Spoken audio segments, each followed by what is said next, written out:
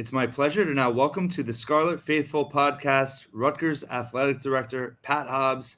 Pat, thanks so much for being here and taking the time to talk to me today. Well, Aaron, thank you for having me on, and I wish you the best of luck with this podcast. I know this is sort of a next phase in your journalistic career, and you did great things already with On the Banks, and so good luck with this next venture. Well, thank you very much, and thank you for being our first guest. So means a lot, and just wanted to start with, obviously, congratulations coming off of the most successful year on the field for Rutgers athletics, specifically measured, with the Learfield Directors Cup, most successful year in that rankings history. Wanted to ask you, just in terms of when you took over 6 years ago to this point, what that journey's been like, how satisfying it's been, and kind of, I guess, where you feel you are at this point in your tenure versus where you had hoped to be.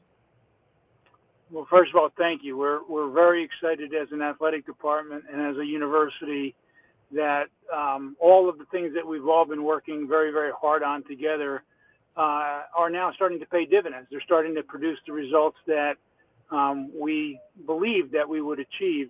And it's not really a sort of a complicated formula, right? So it starts with good leadership in your programs. And I think the number is, I've brought in 14 new head coaches over that time period. And those are difficult, right? Because you're making a change. So you're affecting one coach who's been putting in the effort, and unfortunately not in a way that we believe is producing the results. But then you're also giving somebody else an opportunity to lead a program at a Big Ten university. And then the next thing is you got to give them the resources that they need in order to be successful, right? You and I have talked about this in the past. You can't just hire a good leader and then say, hey, we good luck. Here's the baseballs, here's the basketballs, go off and have success. And our alumni base responded great with the Big Ten build, and we were able to build the RWJ Barnabas Health Athletic Performance Center, and then the Gary and Barbara Rodkin Athletic Success Center, Academic Success Center. And those investments have paid clear dividends, right? So you can see that. But it's not just been sort of facilities. It's been investing in nutrition. It's been investing in travel. It's been investing in recruiting budgets, doing things that our competitors have done for a long time. But now there is alignment from the top of the university, from the board of governors through the president, to do what you need to do in order to have success. So we feel very gratified that we are where we are today, that these programs are having success. And by the way, I think most of us believe baseball deserved postseason. And so if baseball had reached the postseason, who knows, we might have cracked the top, 40 in programs. And that's our goal. We want to be a top 25 Directors Cup program annually. We believe there's no reason why we shouldn't be able to achieve that if we continue to do everything that we're doing. Right now across the board, I love our head coaches. They know how to win. They know how to recruit. They do things with integrity, and that's sort of for both our president, Jonathan Holloway, and myself. If you're not winning the right way, you're not winning, right? So you got to do things the right way, and that's part of our core values. Is we're going to do things with integrity. Doesn't mean we're going to get everything right all the time. Doesn't mean that 718 to 22-year-olds are not going to do some knucklehead things on occasion, but you own it, right? You get better from that. So very, very gratifying. And it's funny. Somebody asked me this year, "Can you believe all this is happening?" And I said, "Yes, we've been working our tails off. This isn't just by happenstance. This is part of a plan. It's part of a strategic vision, and I'm privileged to lead a department with a place right now where morale is very high. And one of the other wonderful things about where we are right now is everybody, to a person, believes that our ceiling is very high. That there's so much more that we can do. And that, I think, is infectious. That's infectious with our alumni base. You see it on social media. You see it everywhere. people know what we're doing now, and it's an exciting time for Rutgers University. So we want to keep creeping up those Learfield Cup rankings and do what I've said to our team since we started this journey together, and that is, together, if we all do what we need to do, we will write the greatest chapter in Rutgers athletics history. And I agree with you. I think the most impressive thing and biggest change during your tenure is now seeing the alignment from the top, from the university all the way down, is certainly something that was missing for a long time at Rutgers. And I think is obviously a big part of why you have been able to have so much success recently. I wanted to ask, in terms of, whenever I talk to the coaches, there just seems to be a lot of connections between the different programs and support for one another. And you've obviously invested a lot of time and resources into the Olympic sports. Some people obviously, there's people that argue the financial impact of those sports compared to, say, football, basketball. Do you think that there's a lack of there should be more value placed on, the academic side in terms of how successful you've been as an athletic department across the board with that success, and just in terms of alumni support, perception, and, in terms of being successful with so many teams and the Learfield, how that, maybe not supplants, but should be considered when people are just solely looking at, a spreadsheet, printed in a newspaper. Yeah, no, thank you. And you've raised sort of a number of points that I think are critically important when we look at the contributions that our Olympic sports make. And there's a variety of ways, right? So you measure return. Obviously, football and your media rights, that's probably 95% of your value. Basketball is probably the rest of it. And, people can quibble about, whether it's 90%, 95%. But clearly, in terms of media, football is the most important driver of your success. It's also your tickets, your concessions, your parking. So you've got to be very focused on football. And, we were very, very fortunate to have Greg come back. And I think we're going to have a very exciting year this year. I'm not making any predictions in terms of wins and losses, but that's obviously critically important to the success of an athletic department, is that program's doing well. Same with the basketballs, and we see what Steve Peichel's doing, and I'm very, very confident about what Coquise is going to do with our women's basketball program. But so you talk about Olympic sports. What I want to do is I want to have positive news about Rutgers athletics from August till June.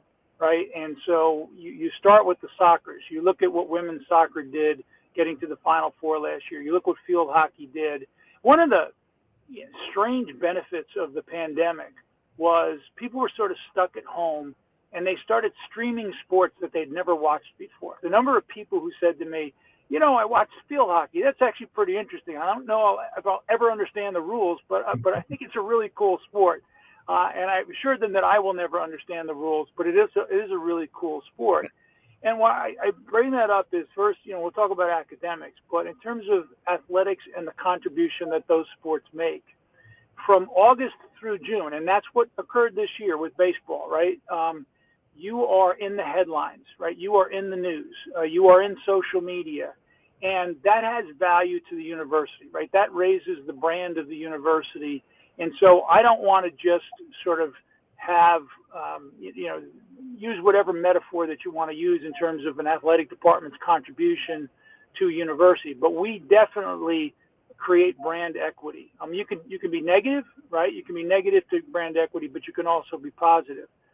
But then the other part of it, as you say, which we are equally proud of, is the academic performance of all of these programs. We are breaking records academically with the number of our all Big Ten academic honorees, the GPAs that we're having in our different programs. And those, I always tell our student athletes, you are Rutgers University's greatest ambassadors, not just sort of externally, but on the campus as well, right? They wear their warm-ups to class. So the rest of the students at the university can be really proud that these are young people who are putting in a lot of time and effort to represent Rutgers University on the field, but then they also see that they're having that success in the classroom. And the same with the faculty. I think and certainly in the past, I think less so today, attempts to sort of pit the faculty against the athletic department and what we're doing. I think that is going away, and I think the vast majority of faculty do see us as a net contributor to the university. That we talk about other measurements, right? So in terms of our scholarship budget is roughly around $17 million of our budget. But in terms of our walk-ons and partial scholarship athletes, they actually pay out of pocket $17 million to Rutgers University in the form of tuition and fees and others. So they're making a contribution athletically, they're making a contribution academically, but they're also making a contribution toward the finances of the university. And so when you start to measure all of those in a way that I measure it, I already think athletics is a net contributor to the university. I hope it doesn't change. And we may, in this conversation, talk a little bit about the threats to college athletics from some of the efforts that are underway out there. And I hope that's not the case. I hope to the extent we make changes, they're beneficial to student athletes. They're beneficial to our program, but not at the cost of broad-based sports programming, and the great stories that end up coming out. I think about Emily Mills, who came out of our women's golf program a few years ago. She's now Dr. Emily Mills. And I know, Kieran Mullins from our men's lacrosse teams, also in medical school. We have graduates that have gone on in law school. These are people who will represent Rutgers for decades to come in ways that we can all be proud of. That's a great point. And I did want to touch on or ask you about college expansion, conference expansion, as well as NIL. But before I do, I think one aspect that people don't maybe even realize or it gets a lot of discussion is the recent case of NCAA versus Alston, which the Supreme Court, confirmed last year in terms of educational benefits, and wanted to ask what your approach has been with that in terms of offering student athletes, to be able to have a maximum experience or benefit with that case and which it provides. Yeah, it was a fascinating decision in many ways because I think the reach of the decision extends beyond just really the academic benefits. I mean, the Supreme Court clearly signaled in a 9-0 decision that they believe the world of college athletics should change. Now, the narrow case that they were dealing with there was the idea that, and it was sort of, people say, how did they come up with the number $5,980? Seems like sort of an odd number.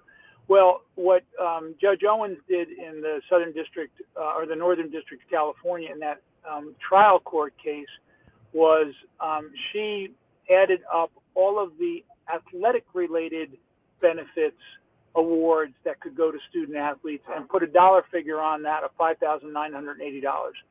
And so the essence of her sort of opinion was if athletic departments can provide up to $5,980 of athletic-related benefits, then they shouldn't be prohibited by the NCAA from providing up to the same threshold or up to the same amount in academic benefits. So that's the sort of, and then there was, and then unlimited spending as long as it's tethered to education. So we've not yet explored sort of what the implications of that are going to be. But on the sort of pure Alston academic awards, we're watching what everybody else is doing around the country. And I think we will be competitive in terms of recognizing academic achievement. I'm not sure we'll be doing sort of the full, there are some schools out there that are providing every walk-on with a full $5,980. We've sort of made our decision internally that we want to incentivize student athletes for academic performance. So we're going to do it in a way where you're in good standing, you're remaining eligible, and then we'll provide those benefits. And it'll be very impactful for student athletes. There's no question. I mean, they, in many ways, have a more expensive life than others. And so being able to provide them with some additional resources I think is a good thing. And so we'll make sure that we're as competitive as the rest of our conference in doing that. And we'll continue to monitor what others are doing with respect to the second half of that decision, which is sort of the unlimited benefits as long as tied to education. So when you took the job, you had a daunting challenge with getting Rutgers competitive in the Big Ten, and even though it's 6 years is a long time, it's also a short time. But you've had so many things change in the college athletics world with Alston, with name, image, and likeness. How has that? And obviously, I know that Rutgers, can't be directly involved in those types of deals. But how has it changed maybe your approach or your outlook? And how can you either support or, adapt to that kind of changing reality in both recruiting and retention of your student athletes? I mean, it's just incredible what's happened in one short year. Since the Alston decision had nothing to do with name, image, and likeness, but what it did do is signal to the NCAA that you are not going to be successful in continuing to prohibit student athletes from monetizing their name, image, and likeness. So they then, I think it was within a week of the Alston decision, came out with their very limited guidance allowing student athletes to monetize their name, image, and likeness. But they were very clear that it should not be pay for play, it should not be recruiting inducement, and it could not be tied to staying at a particular institution. So it really had to be specific to the student athlete. But that also that the universities themselves were to remain separate from those efforts to negotiate or arrange for name, image, and likeness opportunities for the students. That is, so clearly if you believe everything that you read on social media or in the newspapers, those restrictions are being violated every day. And I believe that quietly the NCAA is looking into some of the schools that we've heard about where student athletes have entered the transfer portal. Then you see that they're getting $400,000 a year to transfer to this school. There's one collective out there supposedly paid a quarterback millions of dollars to go to a school. I don't name the schools or the collectives because I don't know how much of that is true and how much of that is actual rumor on social media. But we're being cautious. As I said early in this podcast, we're always going to do things the right way. And even if the guidance that's out there is limited, we're going to try to follow that guidance. And I wish the NCAA would issue a little bit more guidance, including guidance with respect to safe harbors, so that, a school, this is what you can do, right? So, I've heard of one school going to their local chamber of commerce with student athletes and saying, hey, listen, we've got some great student athletes here who could be great spokespeople for your companies, and they're here, and here's how you connect with them. We haven't done that yet. Now, if somebody tells me that that's okay to do, then I'm happy to do it and try to benefit our student athletes. So I guess what I would say is we want to do what everybody else is doing that we all agree is appropriate. So it's not going to be recruiting inducement. I think that's pretty clear, even though that's clearly going on out there. It's not going to be pay for play. We're at the beginning of this, right? So, and that's where, some people call it the Wild West, and that the NCAA has sort of left the enforcement field, right? So they've left Dodge City, and so everybody's doing whatever they want. I don't know if that's entirely true, but I do know that we're going to need somebody to step in at some time and provide some regulation for this, or we're going to have, I think, one, we're going to reduce the competitiveness across the college landscape, and there's going to be the haves and the have-nots, and I'm not sure that's what everybody wants. That's not what exists on the professional level, and we're in some ways we are arguably in a period of unfettered free agency, right? You get the transfer portal, you've got NIL, you've got no restrictions, and you compare that to, we just had the baseball draft, right? So some of our guys got drafted they'll go in, you'll get your minor league minimum, whatever it is. It's not a lot of money. And then if you're successful in getting up to the major leagues, it's 6 years before you become an unfettered free agent, right? So the New York Yankees own you for 6 years. That's not college, right? College, what we're saying is go anywhere you want, anytime you want, arrange any deal you want, and that's fine. To have to coach in that environment, I think I've always thought being a head coach at the college level is one of the hardest jobs that you can have. It's only become more and more difficult, and that's why I think you see some coaches are sort of saying, I'm out now. So that's sort of the concern side. The other side of it is I think it's providing wonderful opportunities for some of our student athletes, whether that's tutoring, whether that's doing a summer camp, whether that's getting some appearance fees to go and a new opening of a coffee store or whatever that happens to be. And other people are able to do that. I think it's good that our student athletes are able to do that. Geo Baker, I think, has his clothing line, right? And I applaud Geo. He's a remarkable young man, and obviously he's been a very important voice nationally in this movement. And he's trying to do things the right way. He's worked with our licensing people the right way. What he does, his affection for Rutgers University and the opportunity that was provided to him. So, I applaud guys like Gio who are trying to do this the right way, who have a great appreciation for the opportunity Rutgers provided, and who are making some really decent money out there in the variety of entrepreneurial endeavors that they're in.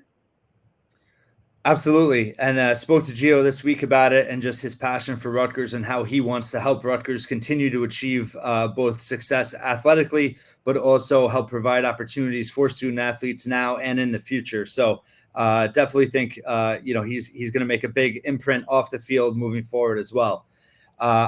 Big Ten expansion, USC and UCLA announced recently joining the conference. Obviously, the TV rights, which you mentioned before, is being negotiated currently. The league payouts are looking to, grow significantly. What's your overall thoughts in terms of adding them to the conference?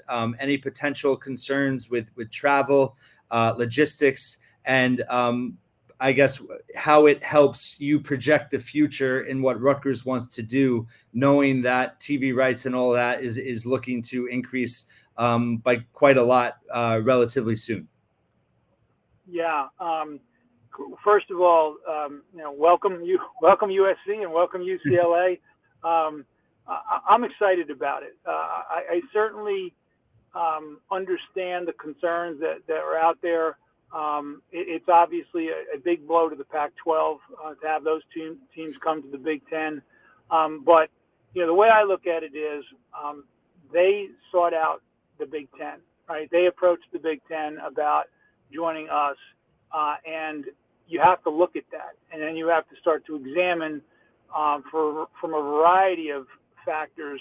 Does this make sense? Does it make sense in terms of the quality of the academic institutions? 100%. Does it make sense in terms of the athletic brand equity that they bring to our conference? 100%. The media market that they bring, in the LA media market, obviously the second largest media market in the country next to New York, which is one of the reasons why Rutgers was successful in getting into the Big Ten. And so they bring a lot to the conference.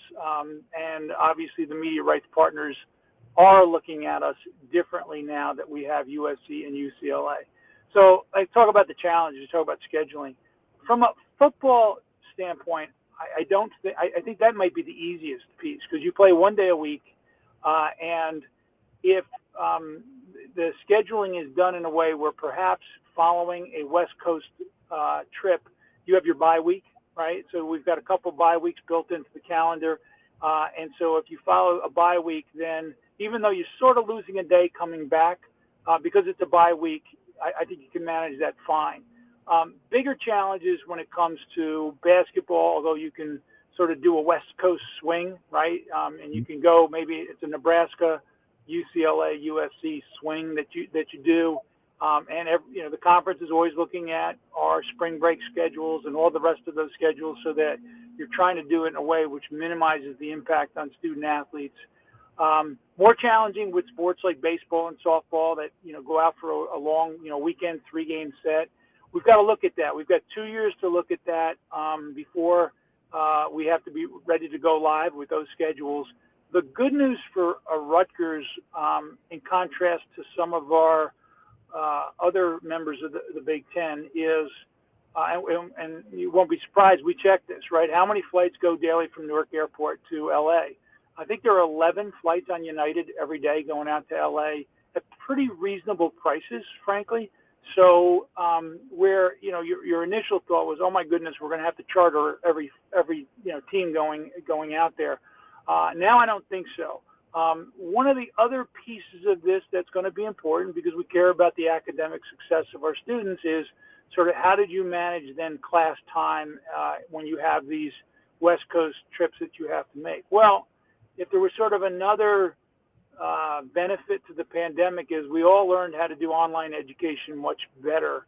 And so I think there will maybe be a need for some increased flexibility in terms of attending a class through an online alternative for whatever that day of the week happens to be when you're traveling back. So are there challenges? No question there are challenges. On balance, does it make tremendous sense for the conference? 100%. And I think we can work through the challenges.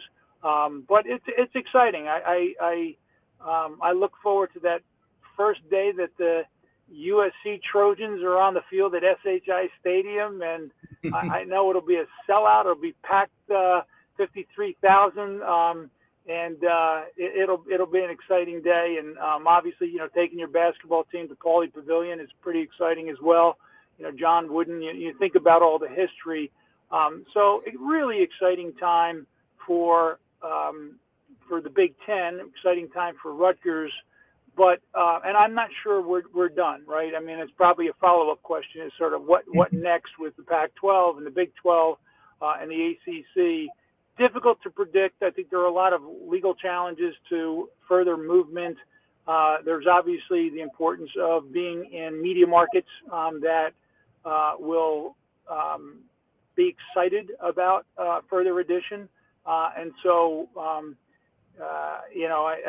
no one could say, hey, we're done. We're not done on the NIL front. We're not done on the expansion front and the implications of all that. So crazy time to be part of college athletics. No doubt in that regard. And I did have a follow-up and then one more after that, if that's okay. Sure. In terms of being the Rutgers athletic director, knowing that expansion is a constantly evolving situation, there's concern out there that, 2 super conferences are potential down the road. How is you in your position kind of keep your radar up, so to speak, to make sure that, now obviously Rutgers has a seat at the table, but making sure 5, 10, 15 years from now, Rutgers is still in a very favorable position as you are now? No, it's a great question. And 5, 10, 15 years from now, my intention and the intention of everybody working in our department is that we're going to be one of the elites. And I think we're incredibly well positioned. We're well positioned, one, because we've got a great university, so we're a great academic institution, which should be attractive to the best student athletes in the country. We are in the New York media market, right? So if you want to monetize your name, image, and likeness, we're better to do it than with 22 million eyeballs that are available to look at your brand and watch you grow your social media presence. And that's one of the reasons why when Jim Delaney was looking to expand the Big Ten, he went after Maryland and the D.C. market and Rutgers. We're it here in the New York metropolitan area. And that is a tremendous advantage, which frankly, we've not taken full advantage of, but we are starting to take advantage of. And that brings benefit not just to Rutgers University, but it brings benefit to the conference. So having some of these other schools, as we build our brand, as other schools come in we'll see the television ratings that will happen in the years to come. So there will be no reason for a student athlete to choose any other school other than Rutgers. They may do it for a variety of other reasons, but they won't see any limitations in what they can achieve by coming to Rutgers University. And so if you look at the schools out there that over the last 20 years have sort of built their success, which wasn't always there, we fully intend we're going to be one of those schools that people talk about, that an expanded application footprint. They'll see us on Saturdays, they'll see us in Final Fours, they'll see us in championship games, and there'll be some kid somewhere around the country who says, I'd love to go do my college on the East Coast, and Rutgers is a place where I got big-time athletics, big-time academics. So that's our intention. That's our goal. Our goal is not to be to feel lucky to be part of something, but to be a very, very valued partner in our conference and across the country and the collegiate landscape as we go forward. Definitely agree with you on the potential there. I think that's what most fans and alumni are hoping for. And again, I think it goes back to alignment, like you said before, being in that position to be able to take advantage of this current opportunity. Last question for you. I can't not talk to you about facilities. The recent news with Governor Murphy allotting the $100 million in the budget for both renovations for Jersey Mike's Arena as well as the football practice facility. But I also want to ask you the value that I think gets missed too about the $100 million for the medical school, the $50 million for the research center, and how that kind of all works together in terms of, each adding value to the other. But overall, just what you plan or what your plans are for facilities using that money. And just last caveat to that, the fans that are nervous about the rack, Jersey Mike's, the environment, I get comments all the time. Don't screw it up. I'm confident you and Coach Peichel are well aware of the advantages you have. And if there's anything you could tell us on those plans. Sure. Well, first of all, I mean, the sort of the specific dollar allocation and things like that, I won't really speak to. What I will speak to is I think the total investment by the governor and the New Jersey legislature in Rutgers University is around $300 million. And that is historic.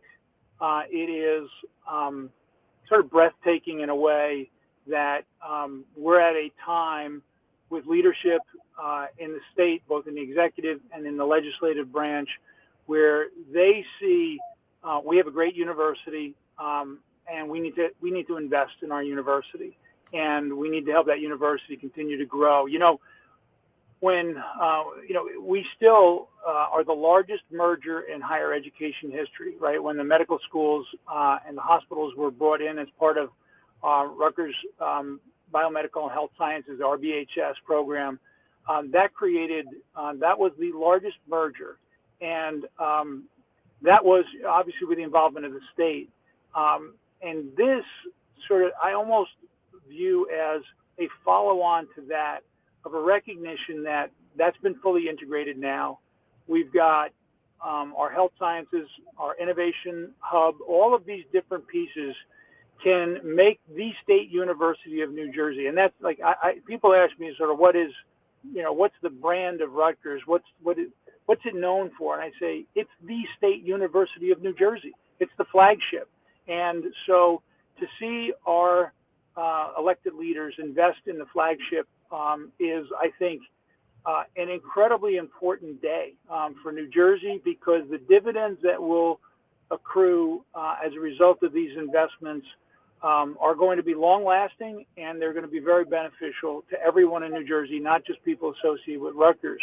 So now, in terms of athletic facilities, we've done a lot, but we've got a long way to go. I tell people that we're still the only Big Ten school without a baseball stadium, the only Big Ten school without a softball stadium. We're the only Big Ten school without an indoor golf practice facility over, near our golf course.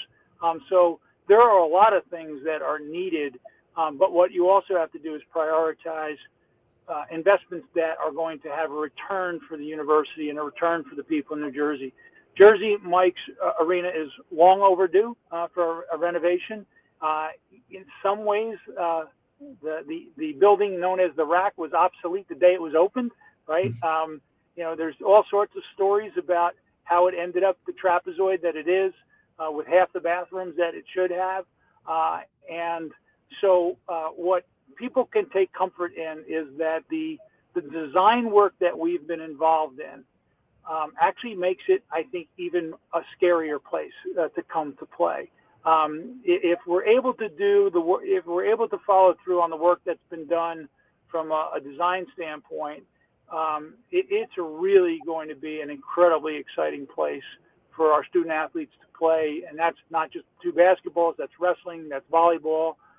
It'll give us an opportunity to host concerts, but it's going to have a number of club areas, better quality of seating, and all of that obviously means that ticket prices will likely go up. And the demand right now, we cannot meet the demand for 100 level tickets. And so part of paying for a renovation of that facility will obviously have to be revisiting your pricing for the facility. But to the extent that the university takes a big piece of that, those dollars that have been provided to it, and sort of uses that as a catalyst to get that done, then it'll start paying dividends. The economic outflows from that, the sales tax, and all the other things that will happen will, I think, prove very, very substantial dividends. And then football obviously needs. We're the only, again, talk about the only. I look forward to the day where I don't have to say that anymore. That we're the only one who doesn't have something. We're able to do it now on the basketball side, and soccer's and lacrosse's, gymnastics and wrestling.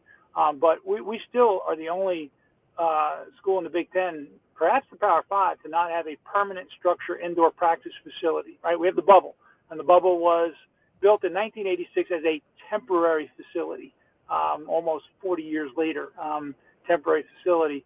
So we need an indoor practice that'll benefit football, but it'll benefit the entire university. And we need to give Greg the things that he needs to have in this crazy world that we live in today in order to attract the best talent. But look at what he's doing now, right? So we've made some nice investments in football.